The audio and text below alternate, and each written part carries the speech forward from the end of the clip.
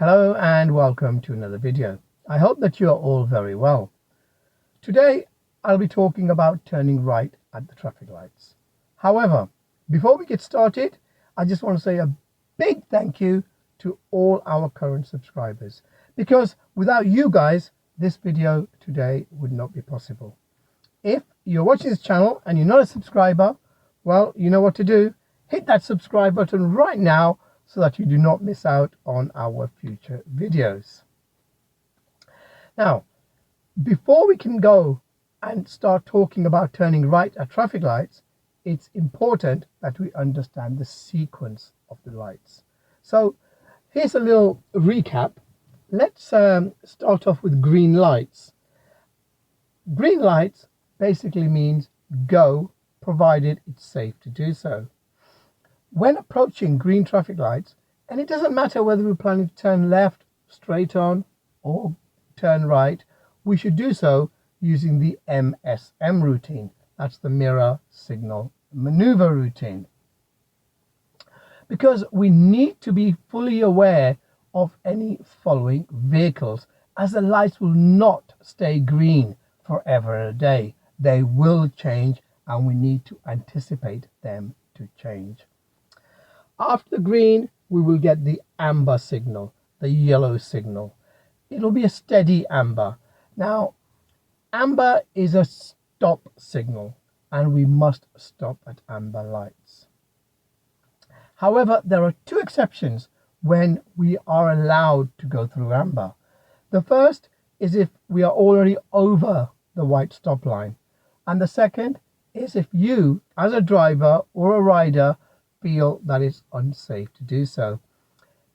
I've got a really good video on should I stop at amber traffic lights, and the link is coming up. Well, I've forgotten, either here or there, one of the places. So if you're interested in watching that video, just click on the link now. So that's the amber. After amber traffic lights, the light will change to red. Red means by law we must stop at or before the white stop line.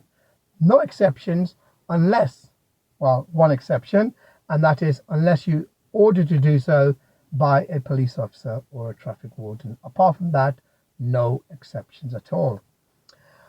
After the red signal, we will get red and the amber together, two lights on together, and that is at all traffic lights apart from the pelican light, where the light will be flashing amber. So after the red and amber together, the light then changes to green. The red and amber, by the way, again, it's a stop signal. It means that the light is going to change to green, but you need to wait until it changes. You cannot proceed when the lights are red and amber together. You need to wait for the light to change.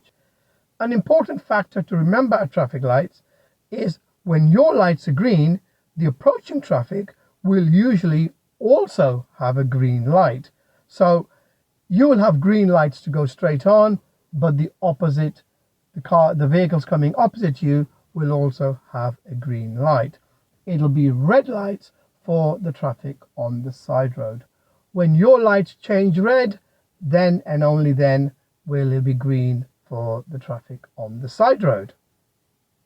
Now that we have a basic understanding of traffic lights, let's talk about turning right. Here the lights are red and we have stopped at the stop line. The oncoming traffic also has a red light. It is green for the traffic that is crossing our path.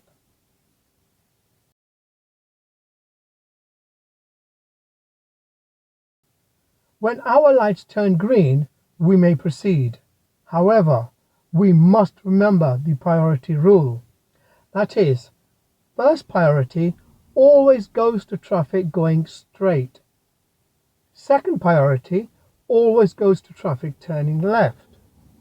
Last priority goes to traffic turning right.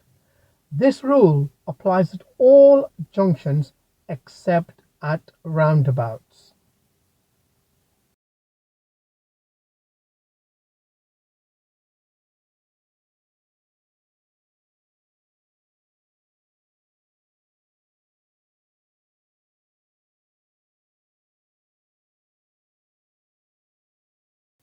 The traffic lights are now green.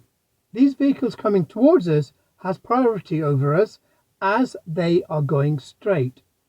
We must not force them to slow down, swerve, or to stop. Therefore, we must position our vehicle straight in our lane so that we do not block their path. Our light is now changing to red. The oncoming traffic will also have a red light, and this gives us the opportunity to proceed. That was a basic traffic light system which works fine most of the time. The problem with it is that during busy times, when there's lots of traffic, a continuous flow of traffic coming towards you, the only possibility of turning right will be when the lights change red, and then the oncoming traffic will stop, and traffic in the middle of the junction, the one or two cars will be able to turn. Everybody else has to wait. This can be problematic if there's a whole queue of traffic like at some junctions. One solution to the problem is to have a filter arrow. Rather than having 3 lights, we have an added light underneath. This will have a green arrow pointing towards the right. When the green arrow is on, this means that oncoming traffic will be shown a red light, so we can proceed without having to give way to the oncoming vehicles. Many of these filter arrows work with a sensor which will detect the amount of vehicles wanting to turn right.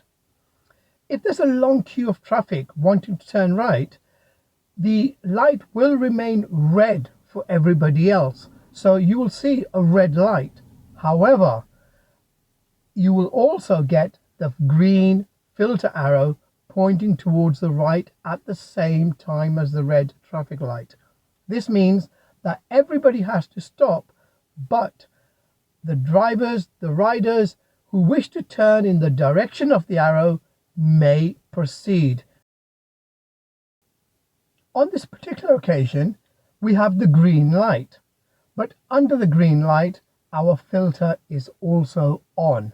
This means that the oncoming traffic will be shown a red light, and we do not have to worry about giving way.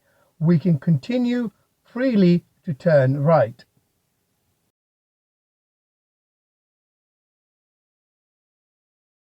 Here we have another set of traffic lights with a filter arrow system. At the moment, the lights are on red. They have now changed green. However, we must wait behind the stop line, as the junction is only wide enough for 2 cars.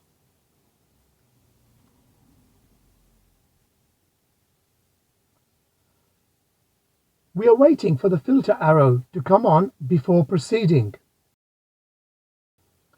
Unfortunately, on this occasion, the filter arrow has not come on.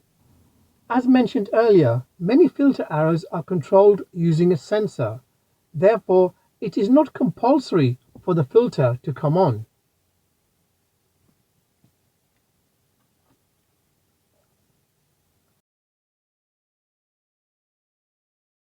The lights have now changed to green, and we proceed to the middle. We must wait here for one of 3 things to happen.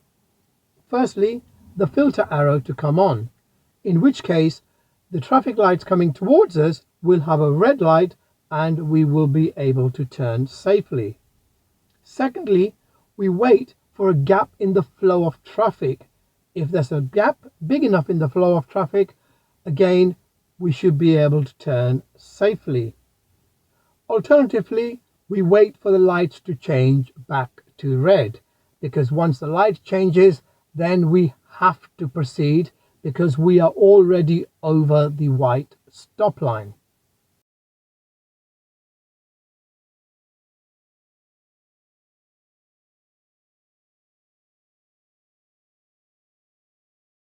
These type of traffic lights combined with a filter can get very confusing if full attention is not paid.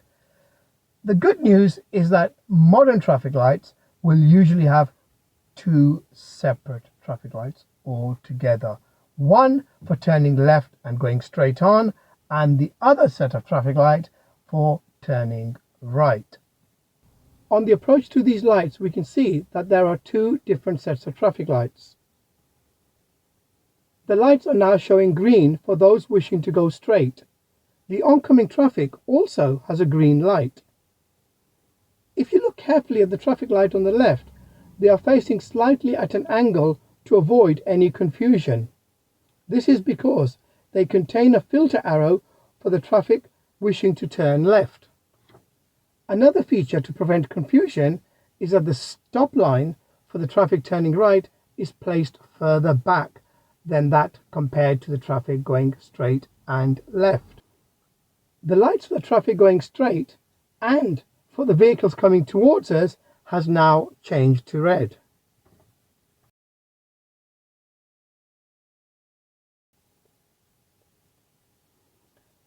These type of traffic lights are much safer than the traditional lights. However, they have a disadvantage in the sense that they stay red for twice as long.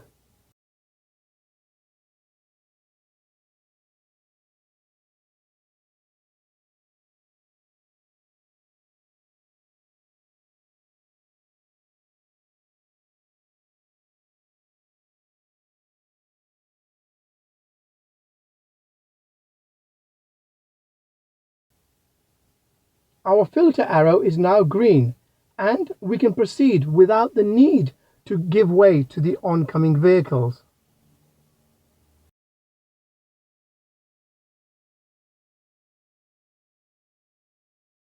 Occasionally, you may find that there are two lanes for turning right at the traffic lights. In situations like this, we would generally take the left-hand lane. However, it's also important to think about where you intend to go after the traffic lights. For example, if you wanted to turn left or you wanted to go straight on, then yes, it would make sense to take the left-hand lane.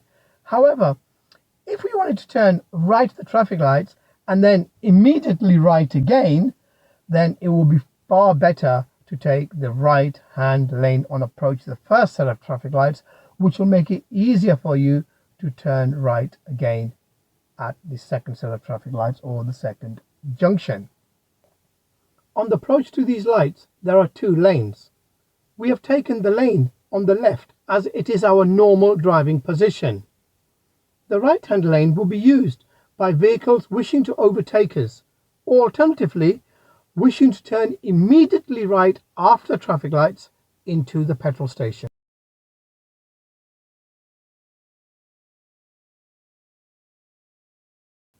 We are now fully aware that red light means that we must stop at or before the stop line. However, sometimes you may find two stop lines before the traffic lights. These are known as advanced stop lines. At a set of traffic lights which has an advanced stop line, we should always stop at the first line we approach. The second stop line is for cyclists.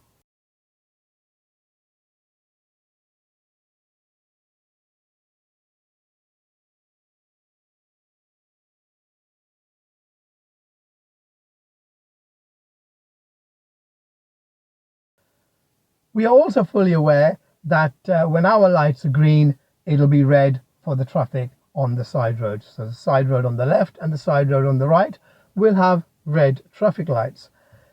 Occasionally, when we are turning right, we may get a glimpse of the red light for the traffic on the side road. And we must remember that that light is not for us because there is no stop line there. Bear in mind, the red light means stop at or before the white stop line. So if, as you're turning right, you see the red light, but you do not see a white stop line, that means the light is not for you and you must not stop. You must continue going on. Our lights are green and we are proceeding to turn right.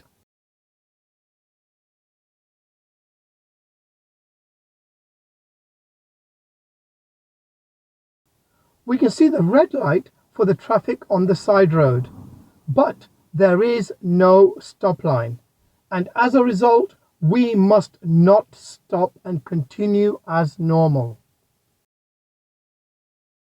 So far we've spoken about turning right at the traffic lights, but with the oncoming vehicles either turning to the left or coming straight on. But what would happen if we wanted to turn right, but at the same time the vehicles coming towards us, they also want to turn to their right? In that case, we have two options. The first option is we turn in front of the vehicle. This is known as the near side to near side method. Most drivers in the UK prefer this method because it's easier. However, it has a big disadvantage. The visibility is restricted. At these traffic lights, due to the positioning of the vehicles in front of us, we have no option but to take the near side to near side option. Our view is restricted by the vehicles coming towards us, which are also turning to their right.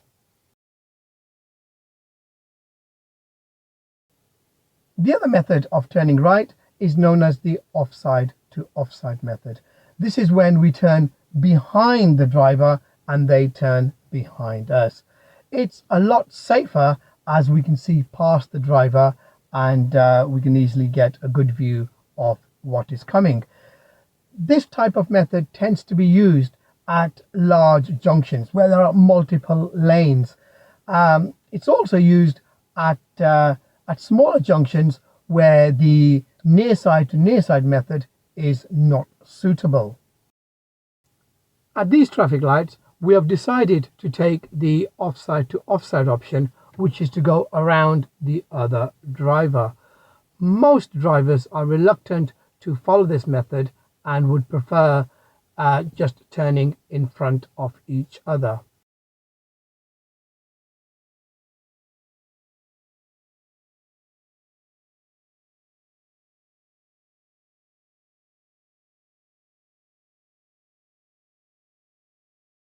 So now that you have seen both methods, the big question is, which one should you choose?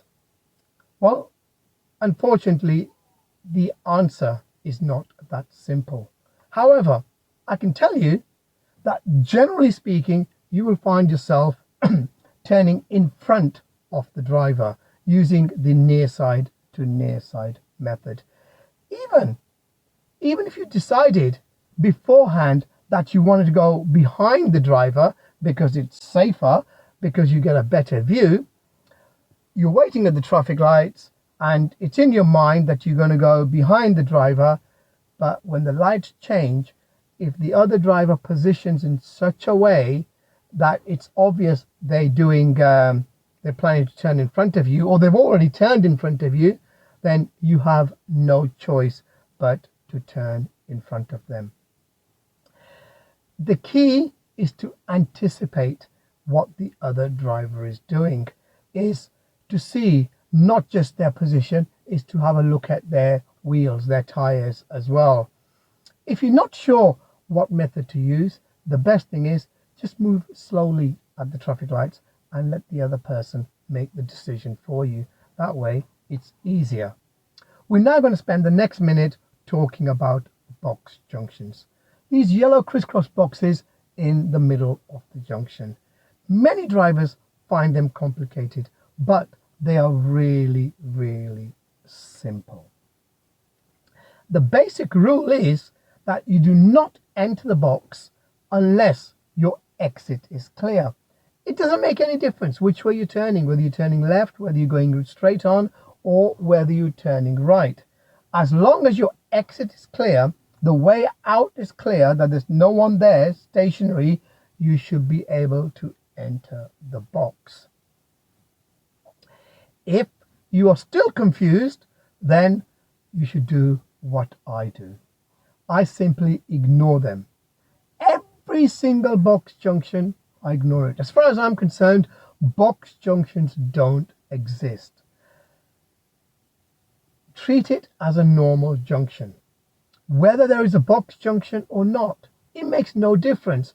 The rules for turning at a traffic light, if there is no box junction, are exactly the same as for a set of traffic lights where there is a box junction. No difference at all, not even one. So if there is a junction, it's not a box junction, it's just simple traffic lights, then you would not enter it unless you can get out of it. Because if you did enter it, then if you did enter it and the light changed and you couldn't get out, you couldn't make progress, you would upset the other driver. The light will change, the drivers will come from your side and they'll horn at you. And what do? You say, I'm sorry to them, and by then the road is clear and you move off. However, with a box junction, you do the same thing and still you get the driver horning at you. You still say sorry to them, but the only difference is that you're likely to end up with a fixed penalty ticket. So the box junction is enforceable. A normal junction is not enforceable. If you're doing a driving test and there was a normal set of traffic lights, you did not keep it clear, you entered the traffic lights, your exit is not clear, you may fail the driving test. Or, depending on the situation, you may get away with a minor driving fault. However, if there was a box junction and the way out is not clear, you've entered it, then you would fail the driving test for that. I'm now going to talk about temporary traffic lights.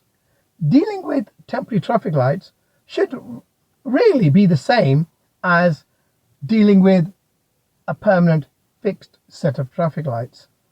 The only difference is that there is no white stop line.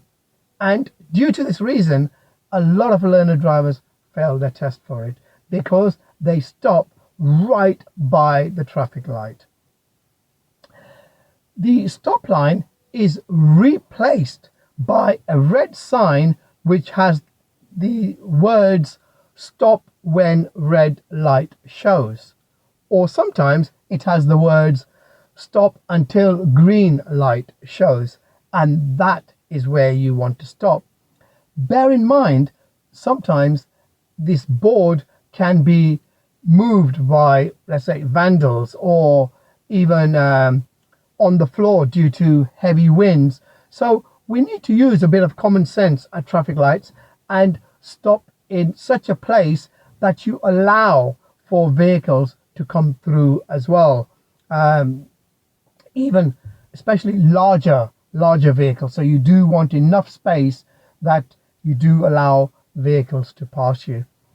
Well, that brings the driving lesson on traffic lights to a conclusion. I really hope that you benefited from this video. If you have, then you know what to do. Give this video a thumbs up and please do consider sharing it with at least one of your friends or family members. Thank you for your time. Take care. Bye-bye.